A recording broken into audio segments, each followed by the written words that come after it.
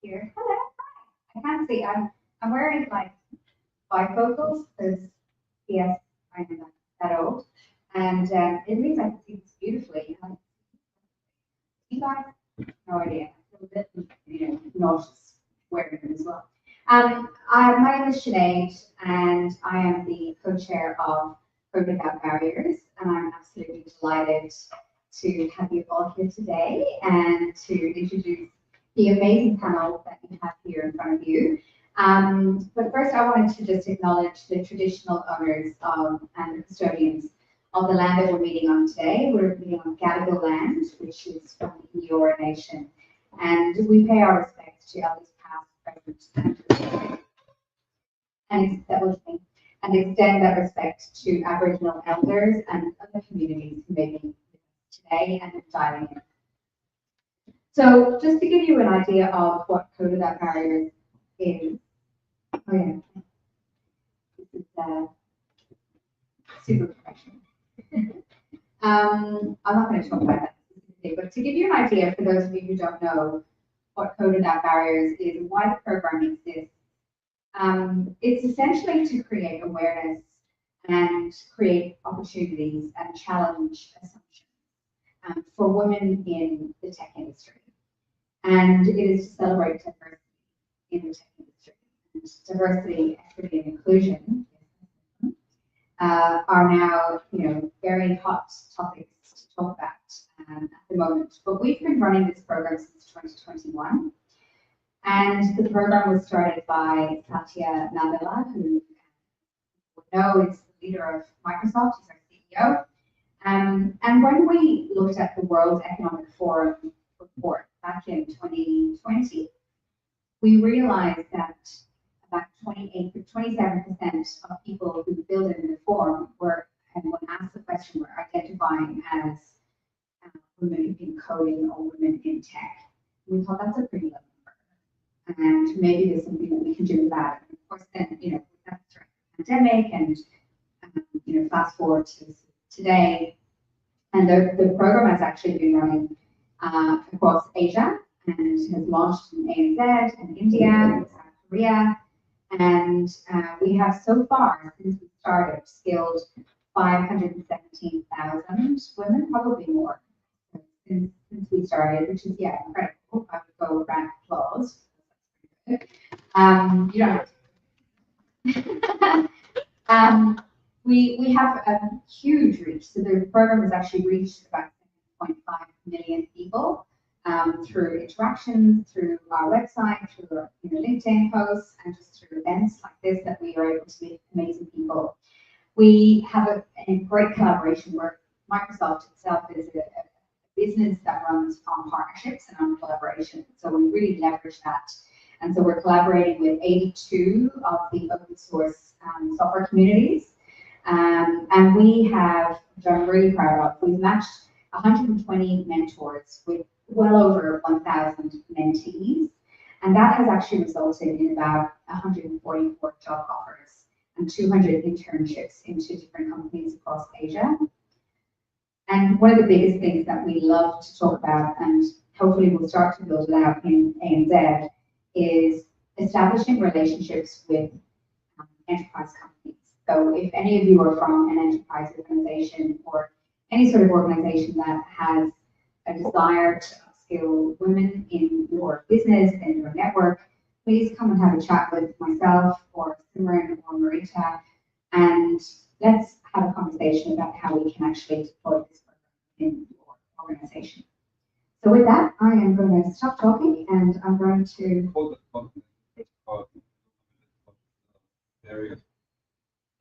code of... Yes, yeah, the code of conduct is that no one's allowed to talk. We just went through the code of conduct, which is 2 slides back, I think. And yes, we are also in the amazing reactor, if in case anybody has not been here before. It's such an incredible building, so really happy and pleased that we're able to leverage. But the code of conduct essentially talks about how we have an open yet safe environment for everybody to listen and learn and hear some of the stories and use it as an opportunity to share. So with that, I will thank you everybody, and I'll hand it over to Robbie. Thank you.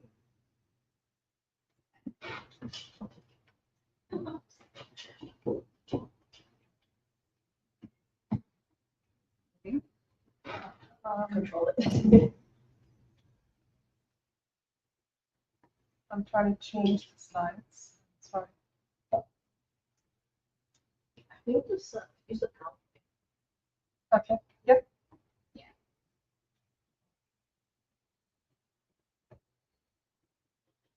Can you ready to? Just give us 1 second.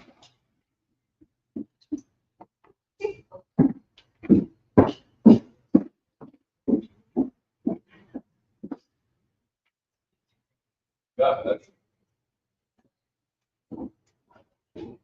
When starts doing their stand-up comedy routine. yeah.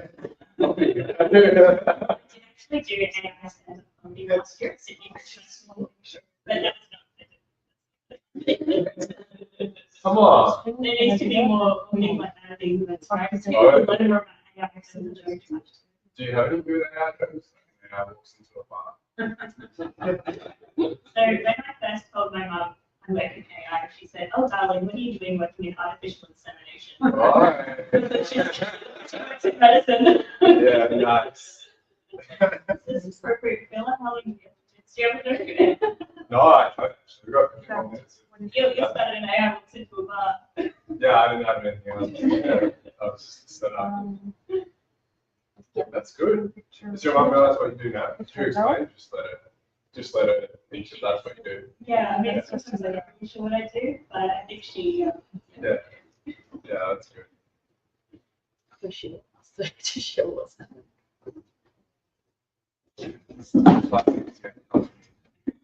Yeah. I'll figure out how to Like technology. Sorry. Let's jump back. Did you guys post?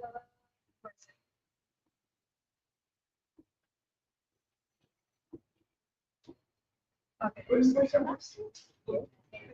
Okay, awesome. Oh, All right. Wait a minute. Hi, my name is Marita, and so we'll start today's session. We cannot get away from generative AI. It's here to stay, and even with the smartphone, when the smartphone tech came, everyone now has a smartphone. We can see here the speed of adoption to generative AI is exponentially faster than other previous technologies. AI adoption is accelerating, markets are booming, and public perception is evolving. Businesses are starting to scramble and speeding up on their digital AI transformation, seeing how to mitigate the risk of employees leveraging AI outside of work boundaries to enhance their work processes and upskilling their workforce on AI literacy. So AI security and AI safety is on top of everyone's minds.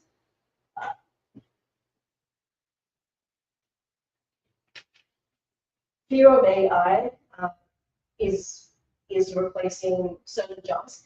Everyone here is working with or on AI and somehow, and therefore my first question here is, how did you get into your role and in your current role today? Did you come from a STEM background or a traditional STEM background, or was it something outside of the STEM background? Maybe I can start with you, Sam. Sure. Yeah. So, hello. Good to see you. So my name's Sam Barrett. I'm the AI lead at Guardrails, an AI lead. There are two components to my job. The first is looking at how we can integrate AI, generative AI, but also traditional AI techniques into legal services. And what does that mean for the future of legal services like due diligence, leasing, contract negotiation, etc. So we're working with technologists and also with our clients to build and launch the next generation of legal services that are AI and technology enabled. And the second part of my role is I co-lead our AI advisory practice, working with clients on the responsible implementation of AI. So I'm looking at the transformation of law and also the transformation of businesses from a legal perspective. I have a background in law. I've worked around law, technology, and business for about the last decade. But my interest in AI started almost 15 years ago now, when I disappointed my grandma by picking philosophy as my undergraduate in my arts degree. In that time, I was very interested in ethics, and I came across a book, and some of the work of Nick Bostrom, which I think was actually before his book, Superintelligence, and became really interested in the ethics of AI, the ethics of technology, and automated decision making. And once I finished that degree, I put it away and studied law. And only now am I able to say that studying ethics and philosophy is extremely useful, because we're living at a time where ethics is increasingly prevalent and incorporated into the technology that we use and into the decisions that we make in businesses every day. So I don't have a STEM background. I can code hello world, and that's about it. I understand a little bit about the architecture of these systems, but we are really fortunate in Israel to have a lot of technical experts who we rely on, build fusion teams to bridge the gap between different areas of expertise. But passing on to Hi everyone, this is a great opportunity to meet everyone.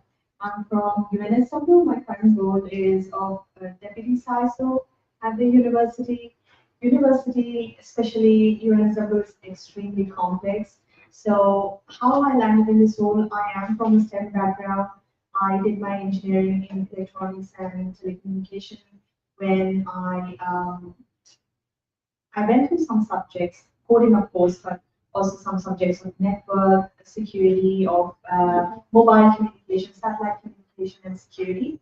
And I really became interested in all these fields. So I immediately wanted to take up a master's course, which was an MBA in IT, but it was specializing in networks, infrastructure, and security, because I really wanted to get to the depths of hands-on depths of how these technologies actually work, to understand every layer. And I'm from India. Then after doing that, and I did a few Cisco security courses. At that time, the Cisco security certifications were the thing. So I'm like kind of revealing my age, but this is like 2006. And once I did that, I was recruited in Dubai. That was my first job, and I was recruited because I was a female, and they were increasing their diversity, and so they wanted a female. I got recruited because of my skill set and my certifications. And then I came to Australia. I joined Microsoft, and at Microsoft, I was not recruited because I was a female. However, that my next job. So I used to travel on public transport. I still do. And I just accidentally happened to meet my next boss at Vodafone. So I then moved into Vodafone. I moved into enterprise security architecture, and then I went to UNSW. So I've not worked for too many organizations, because that's not how I do it. You need to be able to deliver, and you need to be able to spend time with the organization to do so. And I got very quickly promoted into the head of governance and strategy, and then finally the deputy CISO last year. In the so just like sharing in the context of AI, I have to be that thought leader. I also do a lot of thought leadership across the not just Australia but outside as well. In in influencing the industry on how to defend themselves. The organization, so I really heavily invest in AI, and I'm one of the core governance body members that developed the AI framework at the university, and I'm a member that governs AI today at the university.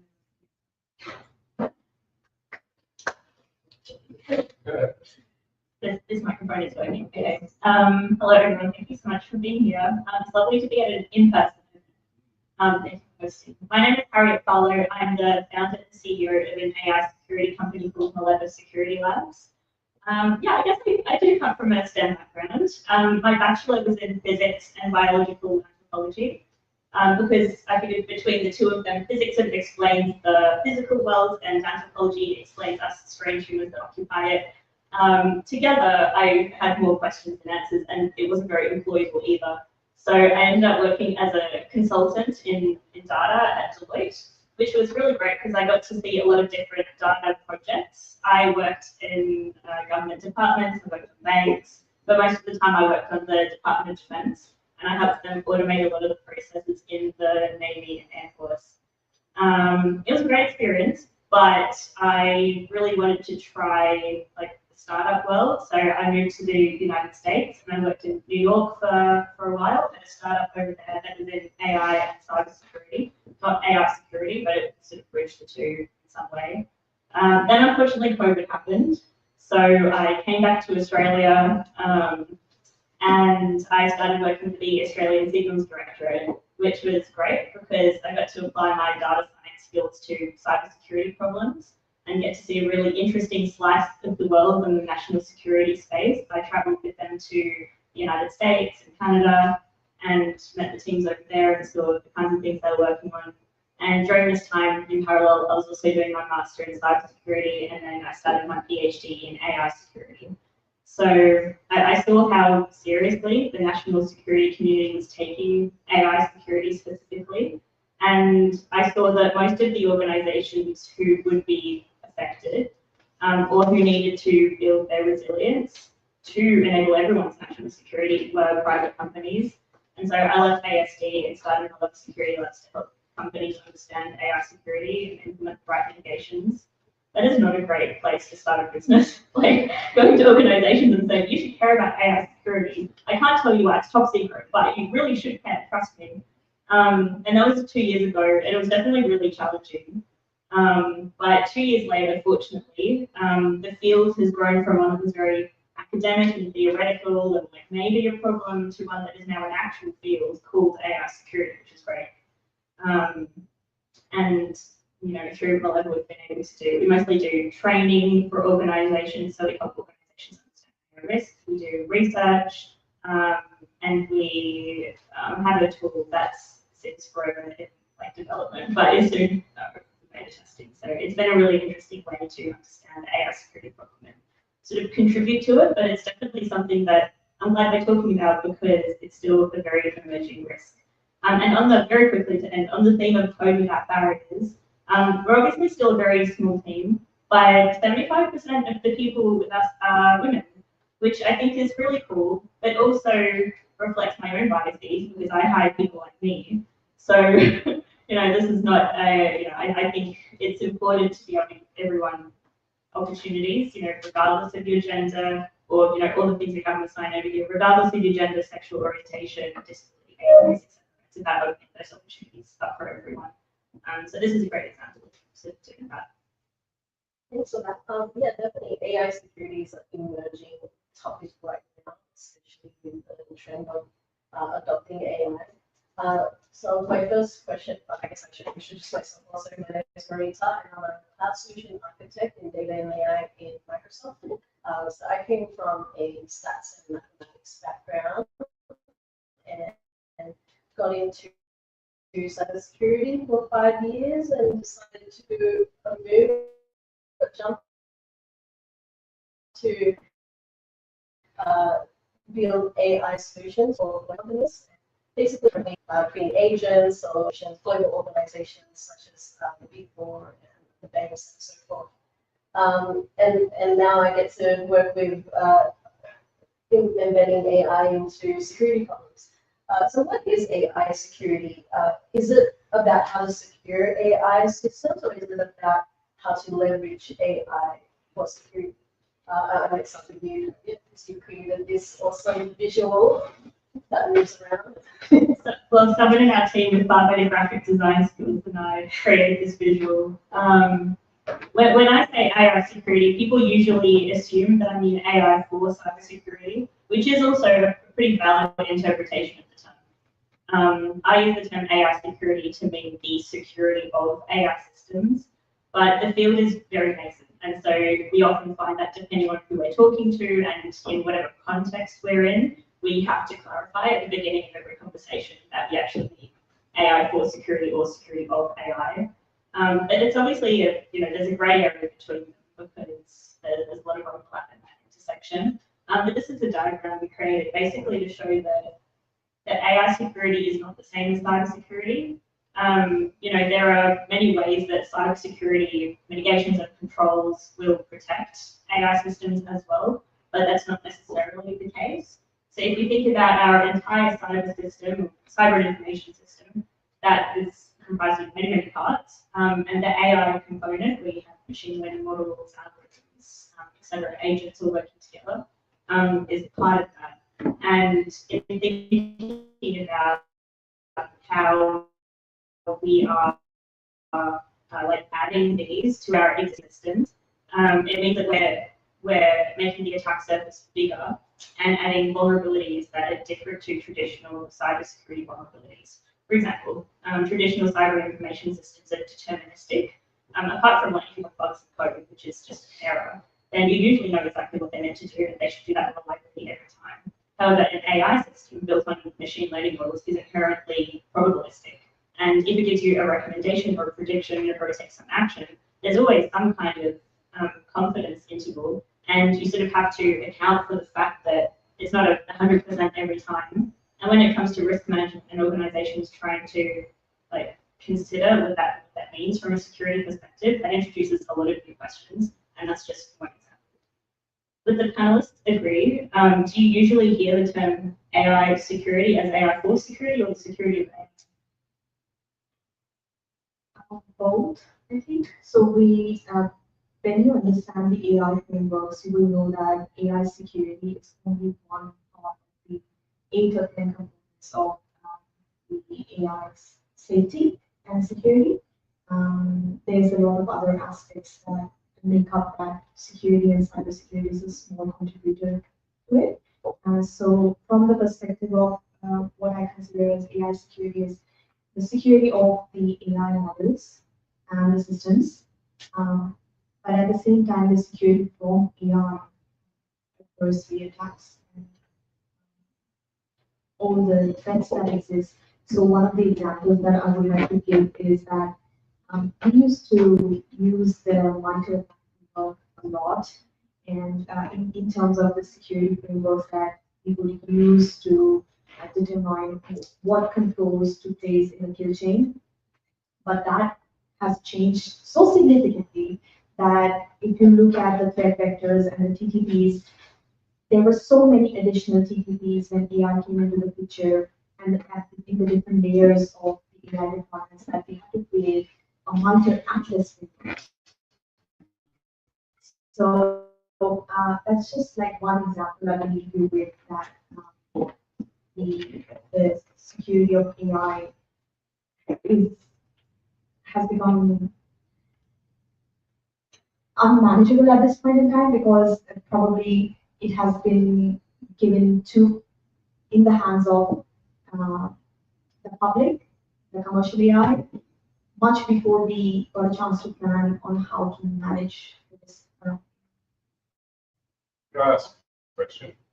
On the topic of this version of AI security, we were talking a little bit about this before, but who is responsible for AI security? If you are a typical corporate organization and you're working with Microsoft to develop an AI application, and you're concerned about the security of the large language model that you have access to through your Microsoft relationship, who is responsible for AI security?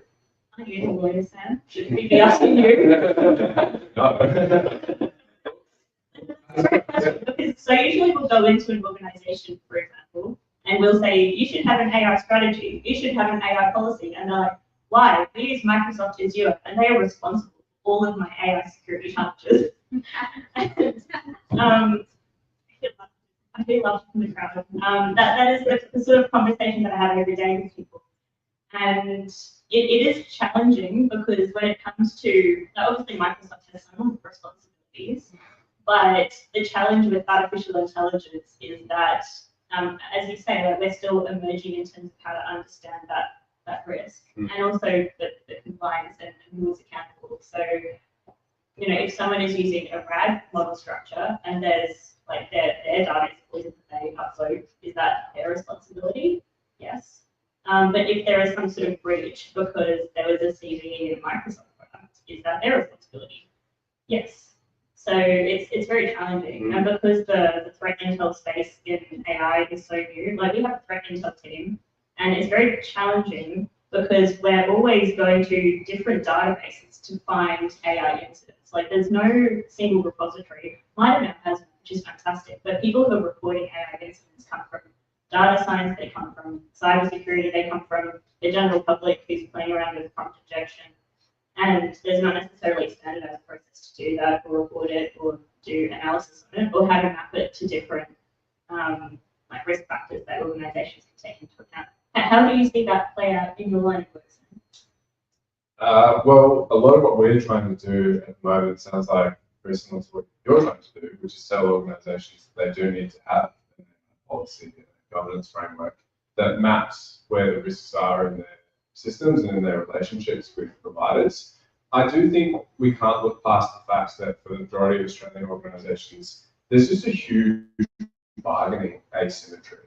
Like you can say, oh, well, you have some responsibility in your relationship with Microsoft to make sure that you've got AI security, they've got AI security, but you're still going to sign the terms, right? It's the same with Copilot, right? Like everybody's stopped in Copilot. You don't have any power to push back on any of the contractual provisions in your arrangements with Microsoft. And so I do think we have to think about, yes, the responsibility must be with both parties across the supply chain, but there must be realistically one party who has more ability to. To shared responsibility between the customer and. You would say that.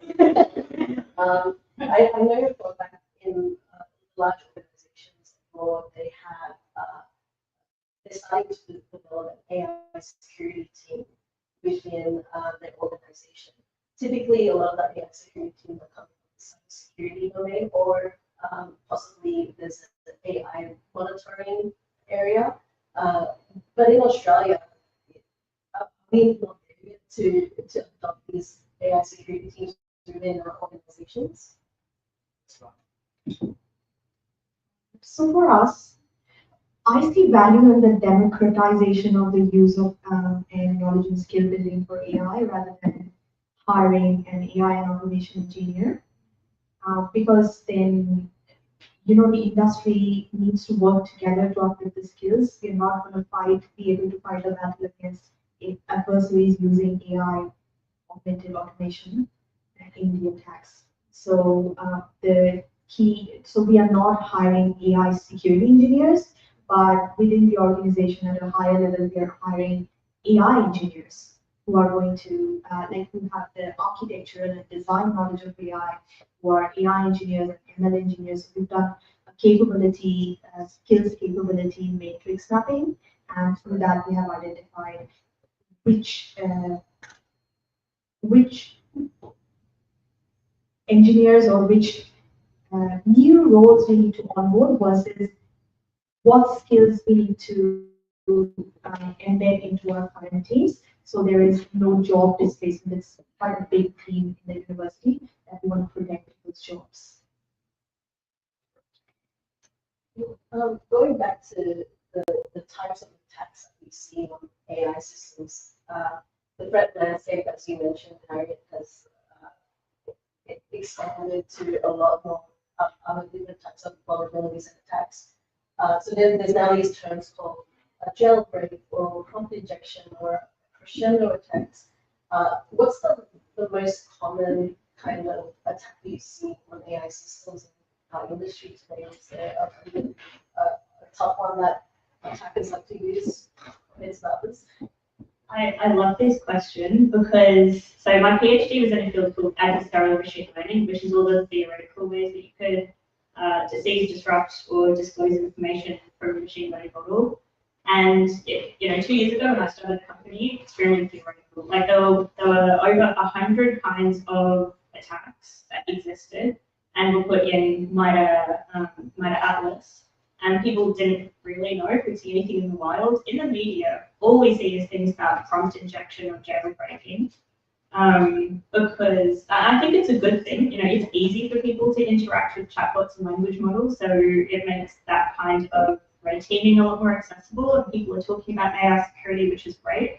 We're seeing lots of examples of that, but if we think about it from the perspective of risk and what kind of assets are at stake from a prompt injection attack, a lot of the time, sensitive data, which is important to keep in mind.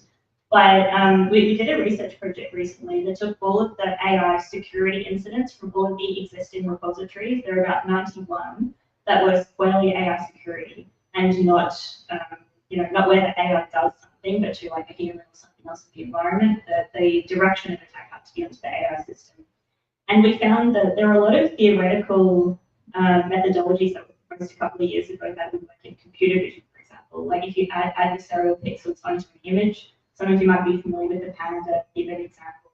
You add all these pixels onto an image of a panda, and then it's misclassified as a gibbon, even though it looks exactly the same to humans. What we've seen in the real world is that threat actors are taking those kinds of methodologies but applying them to really new ways. For example, open source malware databases, where anyone can submit malware information as part of open source research.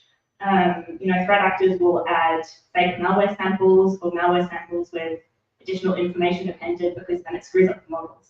And so at least a couple of really big malware providers found those kinds of incidents logged.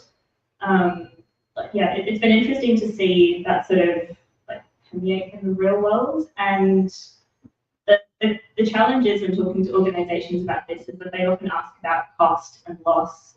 And I know from a legal perspective, that would be a really good question for you too. And it's challenging because there aren't that many instances we can point to that are documented and say, this company lost this amount of money.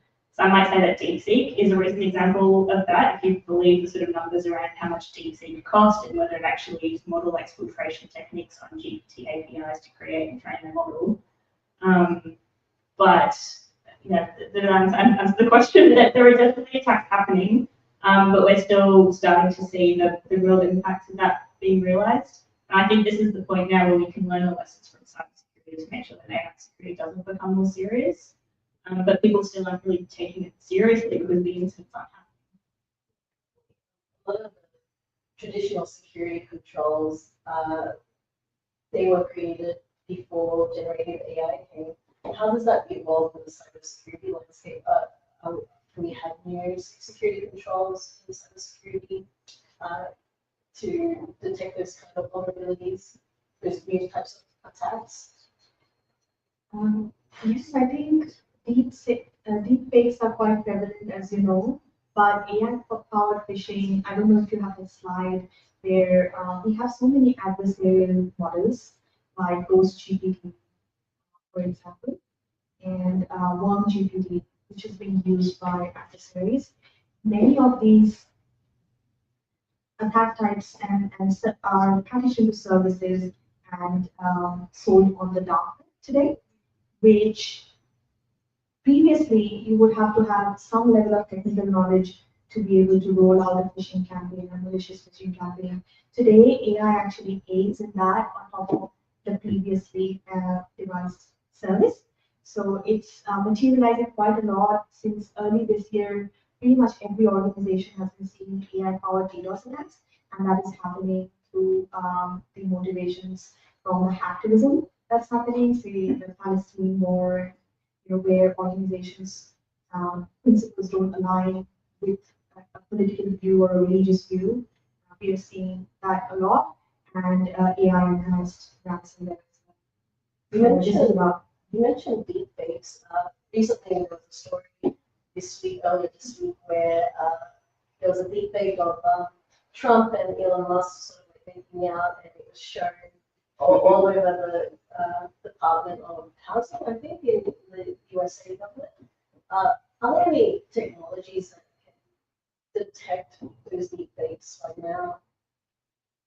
Today, so there are two things how this can impact. One is a attachment can be shared on like, social media or through via an email, and yes, there are open source uh, services or open source controls that are available.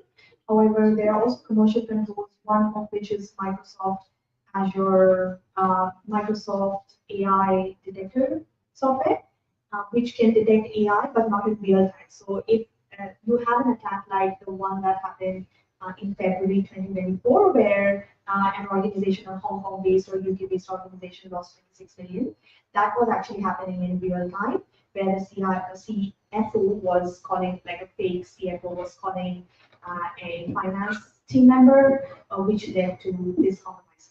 So in those cases, we really need to use, we really need to use more human awareness, where things like just-in-time questions, which are relevant to the time that this is happening. For example, asking, so what were we discussing last year with the CIO, for example, and that would really kind of give you an indicator that this is not an authentic call. The second thing is having safe words. So that's the measures that people are resorting to. And my manager made this like really bad joke that our safe word would be papadam. Only because I come from India. So yeah, that's something that can protect, but we need so much awareness about being able to detect deepfakes. It can really impact you. And one of the ways that I want to share, you might be thinking, oh, these are all these celebrities, and the impact is happening at a very high corporate level. But no, that's not true. If you look at the incident that happened in Jan this year, where a AI audio was crafted for a principal, and this individual was a disgruntled employee because the contract was not renewed.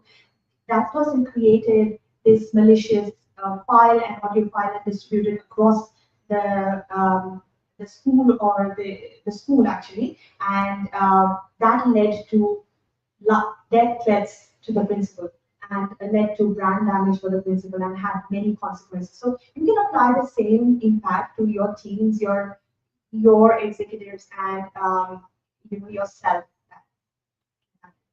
In terms of technology, yes, we have it available, but we're not quite mature.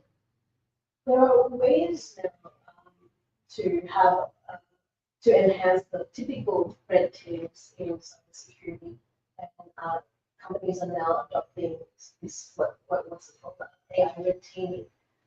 What was the traditional red teaming, and how did it enhance to AI red teaming? What did it do? Sure. So the first thing that we do within a red teaming exercise is your organization needs to be mature enough to conduct red teaming to test whether your operational processes, your incident response plans are working effectively. So the first thing that we need to do is, from a business context perspective, craft and model the red teaming exercise. So starting from the modeling itself, there's so much that AI can produce and generate out of, if you give it the business context and the right kind of data, that it can plan that end-to-end step-by-step red teaming exercise for you and the individuals that will be taking part or must take part in that red teaming exercise, and also automate the process of, say, social engineering, for example. That's the first step, where you social engineer your help desk and then get through that, or you even like use some vulnerabilities to compromise an application and get a few credentials. So all of that is currently quite mature in the adversarial space, where you can utilize them and then when you move into, say, privilege escalation, again, AI can work very effectively in privilege escalation and then be able to evade defenses as well. So the same technology that is being used in the adversary space, many mature boutique companies are now providing services and offering services using the same method. Do you work with AI? No, not really. Well, yeah, we are aware of pretty good AI red teamers. I think it's interesting because the extension of the traditional cyber red teaming to the AI red teaming is also a really great opportunity for people to get in at the ground floor. But I think that's something that could be relevant to this event too, like because the techniques and procedures are so new. Like it's a really great space to be able to leverage your expertise now. Like that's something I've definitely noticed, especially with language models. It's really opening up that sort of opportunity for everyone to get in. So AI can also be leveraged in cybersecurity. One of the use cases could be like we have a lot of security incidents within organizations and security analysts incidents. With AI, can that help categorize those incidents into categories and make it easier for analysts? Or we still got a long way to go? No, actually, it's happening as we speak. So this is the #1 area of task displacement, not job displacement yet, where technologies like XIM are being used, and they are heavily AI augmented and automated in terms of machine learning and continuous automation and orchestration of not only detecting, triaging, but also remediating. For a very simple example is there is a firewall rule that is open, and it is not meant to be open because it's not secure. So as soon as the incident is identified, detected after the scan, the system can orchestrate and go back into the firewall and be able to close that rule automatically. This is happening for 3 years in my own organization.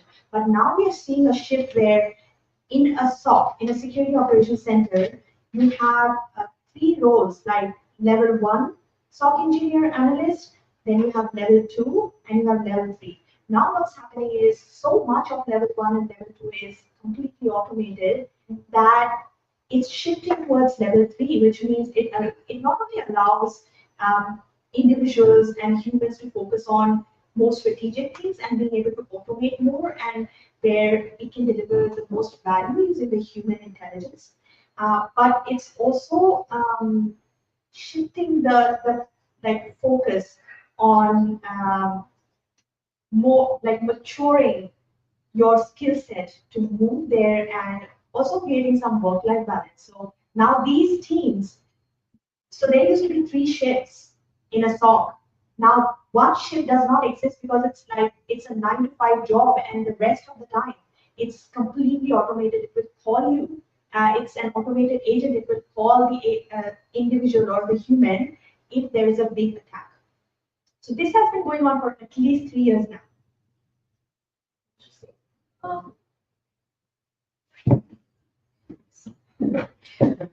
I guess we'll move on to like AI safety now. When I was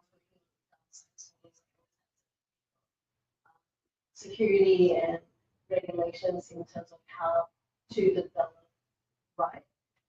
So this here is a map of the world and where they are with the AI regulations. We've got the EU AI Act in Europe sort of taking the lead on mandating guardrails. Where we are in Australia, Sam, are we close to there or not really? We're in a really interesting spot here in Australia. Obviously, we're watching the US and we're watching the UK and the EU with interest. We are waiting any day now for an announcement of the election here in Australia.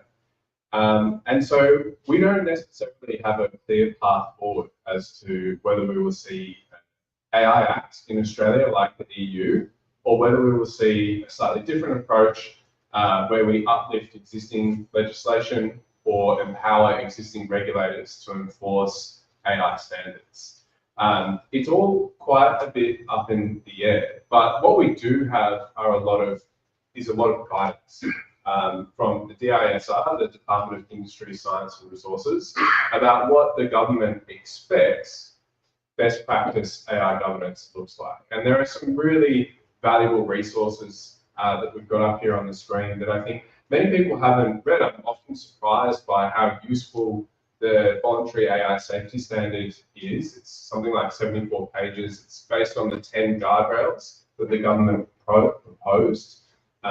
This proposal's paper was released early last year, and it was the government saying, hey, look, we think that we should regulate AI in this way. We're either going to do it through an AI Act or by uplifting existing legislation. And we're going to build it around these 10 principles, which from the feedback they got and from the industry consultation I've been a part of, most people think is fairly reasonable in principle. These 10 guardrails, whether it's having accountability across the organization for AI and also at the system level for AI, whether it's retaining records about what data is used in relation to these AI systems or having human oversight, there are very few people who think the principles themselves are ridiculous. The challenge is more, how do we implement them in practice and how do we regulate them, which we don't have a lot of guidance in. So I'm sure we know what best practice looks like, we just don't have to do it. You asked the question at the start, who is accountable for that? Who do you think? We see at the moment a lot of finger pointing in organisations. We go into the legal function, obviously, we're a law firm with a consulting adjacency. We go into the legal function and we said, hey, you've got this AI ethics principles, you've got the Voluntary AI Safety Standard, and they say, oh, well, it's not law yet. And so they point us to the IT team, and we say, what's the AI governance protocol? And they say, we've got an IT protocol, but we don't have an AI governance protocol. So they point us to risk. And risk say, well, what are the AI risks? It's just chatbots, right? This is not a real thing yet. We're only using Microsoft Copilot. It's not a big deal. So there's a lot of finger pointing within organizations. I will say though, I know you work with the financial services sector, in industries and organizations where they've realized this is a big deal, they have set up AI governance councils, which usually are fusion teams with people from risk, legal, finance, IT, etc., who are represented. And I do think we are starting to see the emergence of somebody in the business who's primarily accountable, whether that's the CIO or elsewhere. But the last point I'll make on this is that the public service, the public sector, are leading the way on this. So at the end of last year, every federal government agency had to appoint an accountable officer for AI within their agency. And as of a couple of weeks ago, that person was responsible for collecting and publishing publicly a register of all the AI systems that federal government agency uses, including automated decision-making systems. So they not only have somebody in the business now, in the agency, who is responsible for AI, they're also responsible for identifying what's being used and communicating that to the public. And we see that as the government pointing to the public service, saying this is what we expect from private enterprise, and that's likely to follow. When the voluntary AI safety standard came out, one of the questions I asked myself is, why aren't they mandating it like the EU AI Act? And there is a proposal of the new, it's called a mandatory. They released them at the same time. So they released, along with the Voluntary AI Safety Standard, the proposals paper for regulating high-risk AI. And so they would say these 10 guardrails would be mandatory for AI that is considered high risk. Why haven't they had that? Is your question? Yeah, and what draws the line whether it's a high-risk system or not a high-risk system? Like anything, it depends. It depends on the context, how the system is used. For example, one of the examples they provided was biometrics, and facial recognition technology would automatically be considered high risk. Another example was the use of AI for sensitive healthcare data. So the use of AI systems in particular contexts would then attract a higher risk rating, which would then attract more of the 10 guardrails or the full guardrails to apply to them. The thing is that I think it's worth remembering is the unique context of Australia. You might have some sort of thoughts on this, and kind of applies to your area as well. But by and large, Australia is a sort of net importer of AI systems. And the AI that most organizations are using, which we talked about earlier, is generally in conjunction with large technology players. And that means I think we need to make sure that the regulation we pass is proportional and relevant to what we are doing here in Australia, as distinct from what might be happening in other countries and other places around the world as well.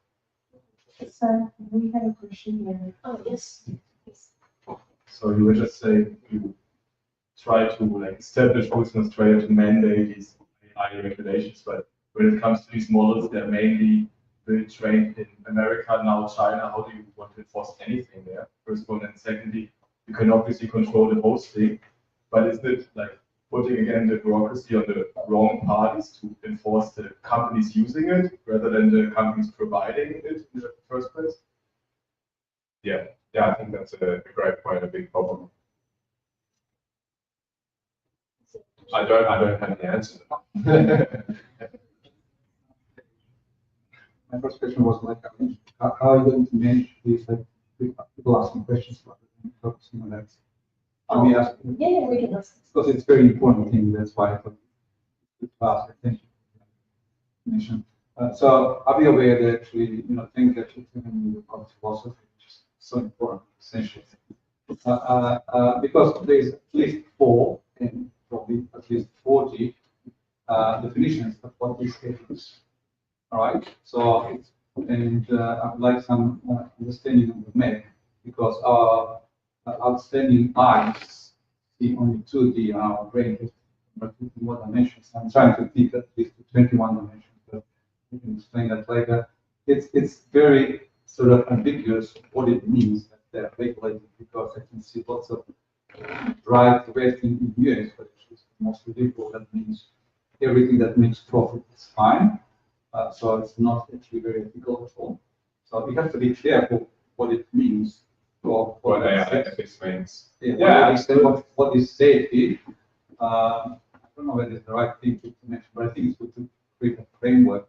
Is that before like 230 years ago, the originals had a very safe.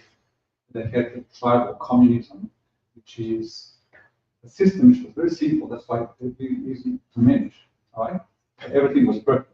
Now we have so complex system that it's practically impossible to agree unless we have healthy philosophy understanding what is ethics and how do we manage it. Then we know which direction we go and we align, because we really have their own hundreds, thousands, millions of interpretations. And then we're open to all sorts of vulnerability. And safety is actually trust. You trust what you know. If you don't know, you don't know most of it, it's becoming worse and worse. So you have to be careful how far we go with this AI. The definition is augmented intelligence. It should not be artificial, because we don't understand even the real world, let alone the one that we create in our hallucinations. Well, there's a lot in there. We could take that in many different directions. I think you made a good point. We all need a shared understanding of ethics and responsibility across the AI supply chain. Look, I think we're doing a great job. We have a lot of really good guidance. We do have companies like Microsoft publish their AI ethics principles and templates for AI impact assessments, which everybody can use. There is a sort of growing culture and recognition that this is a really big deal. We've got a long way to go. I should hand back to you. I used to ask the question today, and some of the other questions I thought I would end up with a co-pilot question. So how can we as individuals contribute to prepare for potential future threats posed by AI with AI security and safety as a developer or as someone who works in tech to get happening situations? How we can How can we do this together? how can we do this together ethically? This question comes up a lot, especially in the context of regulation, and the question about how do we regulate the companies that produce AI is really good, because we all are probably familiar with the California AI laws, some of which passed, but the one that was about regulation was vetoed. It wouldn't have applied to most of the AI companies anyway. It only applied to very, very big models, and our models aren't that big yet anyway. So I think the way it was put in the media was very much this debate between innovation and regulation. It wouldn't necessarily have had a big real impact yet. I'm personally quite optimistic about the future of AI. I think there are risks, but if we want to see the opportunity, we just have to find a way to accept some of those risks and manage the risks as well. I think maybe not technological innovation, but in terms of transforming the workforce, I think it's fantastic. I think it's crazy that we all are expected to work 40+ hours a week.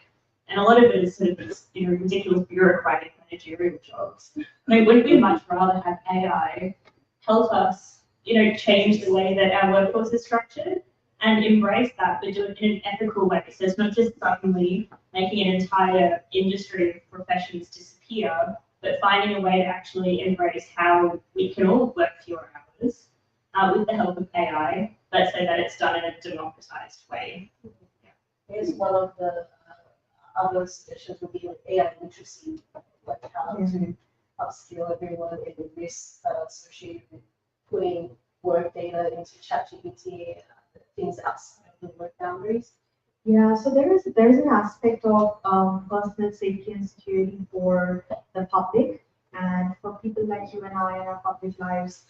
What we might get impacted is through the phishing campaigns and the deepfakes, but who it might impact the most is the elderly. So we are seeing, as of last year, there's or hopefully this year, the Scam Prevention Act that has been rolled out as well. So I think we need to, AI literacy is so important, and we don't know how to promote that literacy at this point, but we are trying our best to kind of roll it out. I think each individual needs to take steps forward to go back to their families and their friends who don't work in the technology space and make them aware and have talks with them and discussions with them about and share more and more about how this can impact them, their savings.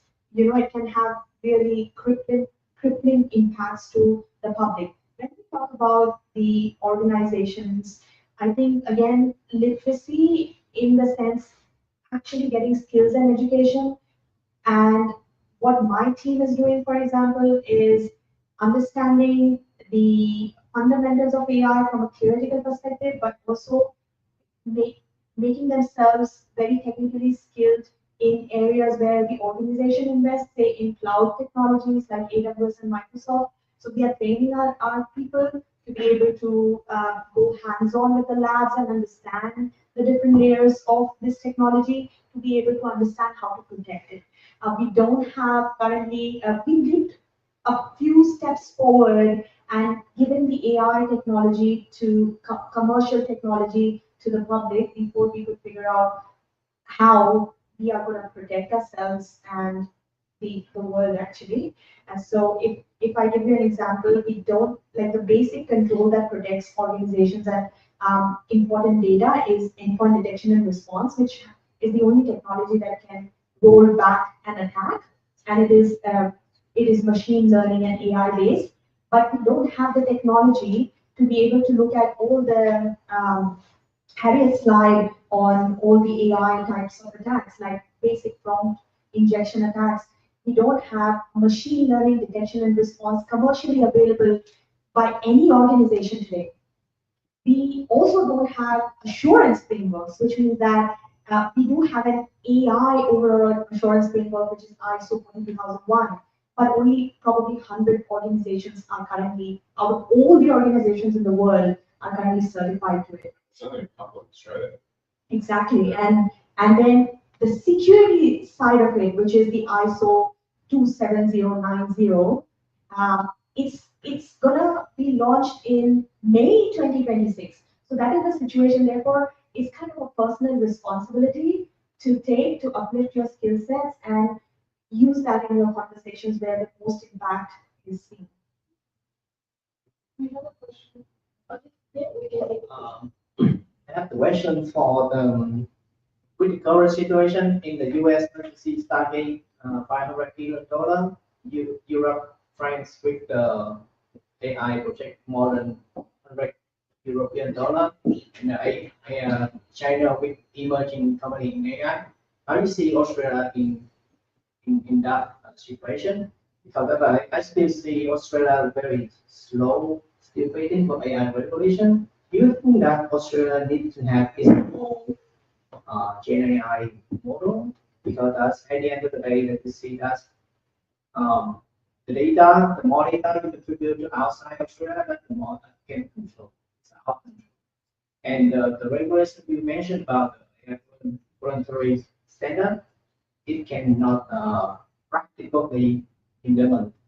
I mean, yes, we have the 10 model, but how, I mean, that's how reality that can apply in the real world. Yeah, absolutely. Really good question. Feel free to jump in.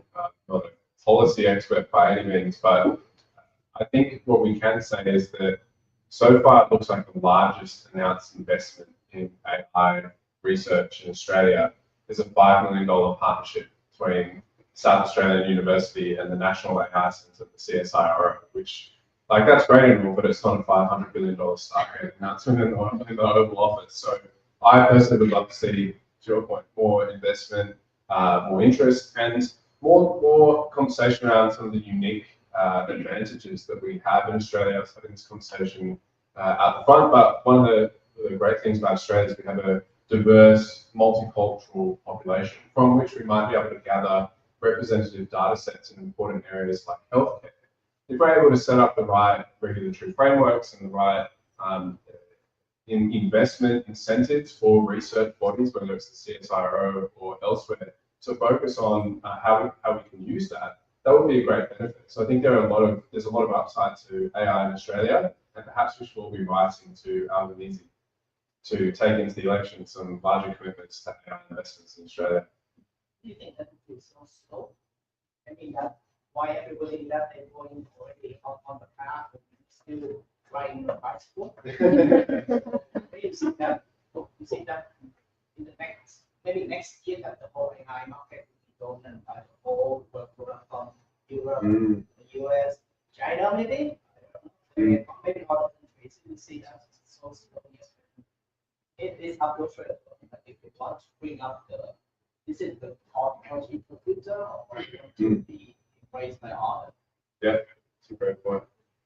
I guess there are two things that I understand from the question. One is why the adoption is slow. So Marita showed the McKinsey superintelligence report that was released in Jan this year, and it calls out that although scientists believe that, like from a global perspective, we are here as an organization, we should be competing against other organizations and expect that they are only experimenting and doing proof of concepts. But there is so much hype because the AI technologies are, number one, the AI technologies are not reliable at the moment. So when you look at the reliability aspect of it, it is quite low. The more specific the use case becomes, the more madness and hallucination comes into the picture. So that's number one. The other is the shortage of skill set. The third is there's more from an investment perspective, whether this delivers return on investment or not, from a business perspective and exec perspective. Those are the thoughts, but also the lack of AI literacy amongst them to understand whether this is a key threat or this is an opportunity.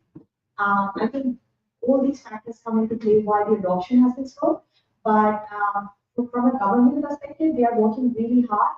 There is a process to undergo, and there is a public-private consultation that needs to happen before it can be issued in the parliament to be enacted as law. So that is again one of the reasons why the mandatory guardrails are not currently in effect. However, if you do the reading and all the consultation attendance, if you have attend those meetings, you will see that the government is actually asking all organizations to familiarize themselves with the voluntary guardrails, because what will happen is the same as any other regulation, like say for example APRA or TSSR for telcos or SOCI Act. So you will have to submit a risk management plan, and they're asking you to start identifying, rolling out security policies. So from a security perspective, but other policies from an overarching perspective. And then to be able to identify the committees and their roles and responsibilities, and start creating your risk management plan, entering your high-level enterprise level AI risk into your enterprise risk registers. So those are expectations that they have currently with the organizations. So it's just like the lack of awareness that the general public has. This was such an insightful discussion, and we're 5 minutes overboard. I wanted to make 2 plugs. So Harriet, we've got this AI security communication con to speak more about. Yeah, so like I mentioned, the problem that we find mostly is that people aren't really talking about AI security, and so it's not taken seriously. So we thought, let's crowdsource this solution. So we have $2,000 worth of prizes for people to submit the most creative entries to help communicate the importance of AI security. It can be an essay, it can be a short story, it can be a short form video, long form video. Share it with your friends. The link here goes to a page with all the links to our bits and pieces, but anyone can enter. Yeah, we have a student round and then an open one as well. And there's about a month left or so, and then we'll be announcing the winners here actually. So that's great. We also, very quick, but the page has other links and things. But we also have the AI security podcast. No one had taken, no one had taken. Yeah, it's on Spotify, Apple Podcast. No one had claimed the name, the AI Security Podcast, and it was a different name, and then we were like, we are the AI Security Podcast. Yeah. Thank you. Another plug I wanted to make was a tangible uplift program for women, which is something I was part of 2 years ago, maybe 3 years ago. Do you want to speak about this one? It's still going ahead this year also. Yeah, just there was like a lot of research that I had done with a professor at the University of Queensland, where the numbers of cybersecurity female leaders in the industry, especially in Australia, was very low.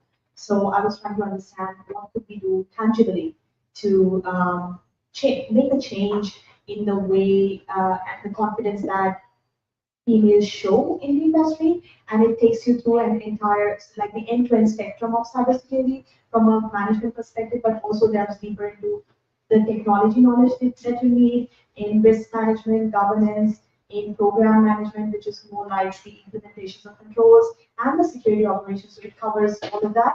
So I took the initiative to train my first batch for 50 women across Australia. Did my first batch 6 months of like commitment for myself, but then it's a sustainable program. The next batch that came in, and we had a distributed voluntary model. Every year, the previous batch trained the next batch. So forward. So yeah, we have trained 165 women in CISM, and about 90 of them have passed their CISM certification. The biggest impact is that they speak in the language and the jargon of cybersecurity management and feel confident with their male colleagues who previously would try to test them whether they have a technical understanding or not. So it's like through this instrument of CISM, I actually train them how to sustain in a leadership position. A lot of those women that participate moving into I think the last plug is for obviously Microsoft. We do have a new AI security learn pathway developed by the new AI security team within Microsoft. There's also a global AI bootcamp that is occurring on the 15th of March here at Ubiapa. It's on a Saturday, unfortunately, but if you're passionate on AI like I am, I'll be there. So please come and attend. And the next Code Without Barriers event, we've got Simran who will be hosting the next one. It's about silencing the inner critic and reclaiming your confidence. Without further ado, thank you so much for sharing your knowledge. I've learned so much along with the audience. We've got a gift for everyone in the panel, and I'd like to thank you all for attending, and for those who are watching on live stream, thank you for attending online.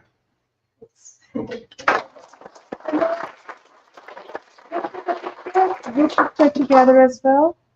Oh yeah, with the audience? Yeah, let's do that. Yeah, we can have a photo with everyone. We should be thanks. Actually, we should in front of that, or Code Without Barriers, maybe in front of that. So Isabel is away. She is in this meeting right now. So I'll take a picture.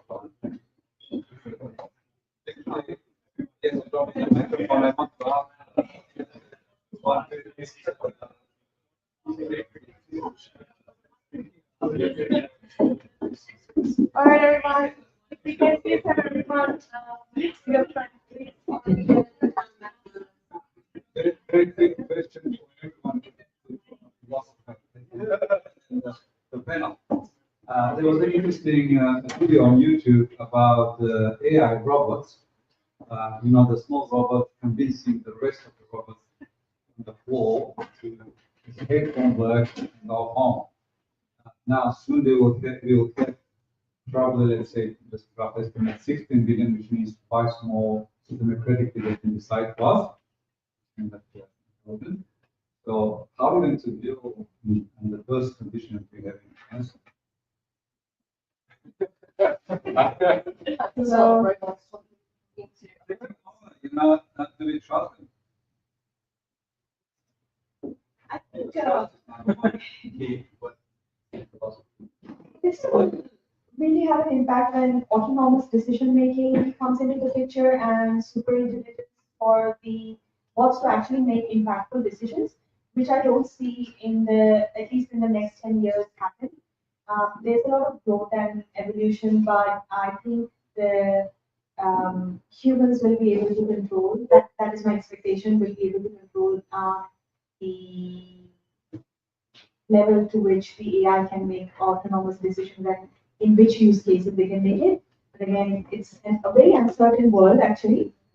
So I can't foresee even few days forward because there's so much development. I'll tell you like a very funny thing that I learned a week ago. There's a little sticker kind of thing that you put on the sample that's $89 worth. It's called Omi. And what you can do is it will ask you again whether you want to do this activity or not. Just by thinking about something, you can do an activity like post on LinkedIn.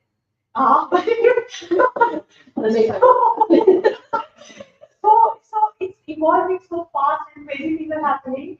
I don't think we can predict what's going to happen in the near future, but hopefully the autonomous decision making and super intelligent AI, I don't see in the foreseeable future. Hopefully we're all dead by the time. Sorry for this taking a bit longer than I planned, but I think I have a simple solution. We are becoming more and more complex.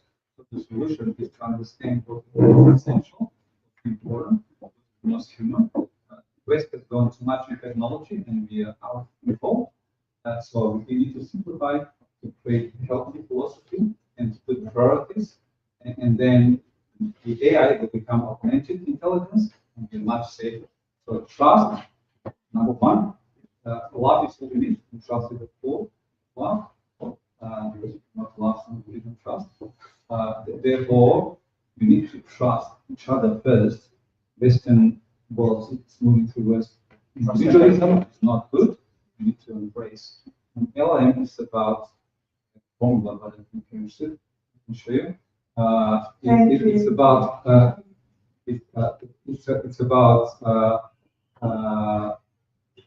community intelligence. Zero Trump architecture. Community, and the formula is AI is less than CI. Thank you for that. Thank you so much. Let's take a photo, everyone.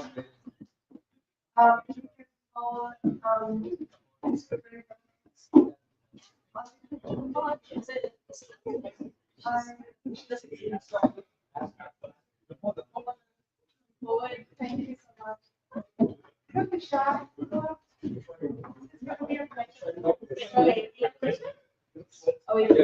Yep. Over to Carol.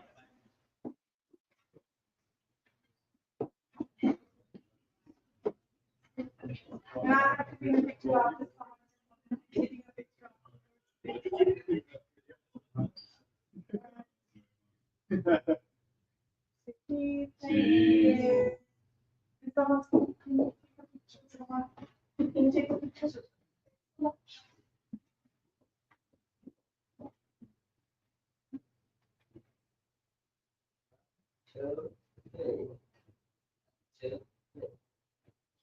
Thank you. There's still ladies on the group live, so please grab something to read. Thank you for Thank you.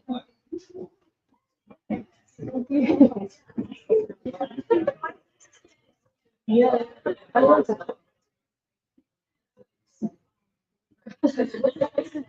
You have to say hi. Come on. Yes, it's kind of like, I can ask Marita about switching. You have very good memory and the good idea. yes, my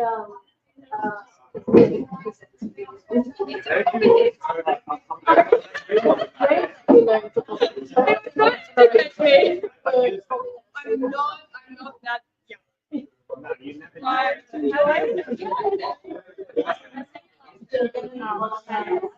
Everyone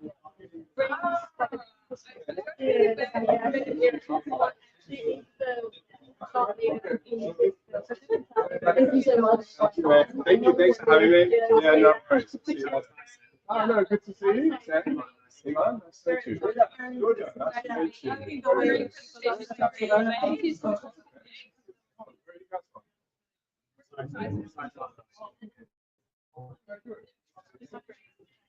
Wow. Good to see you. Thank you again. See you later. Thank you.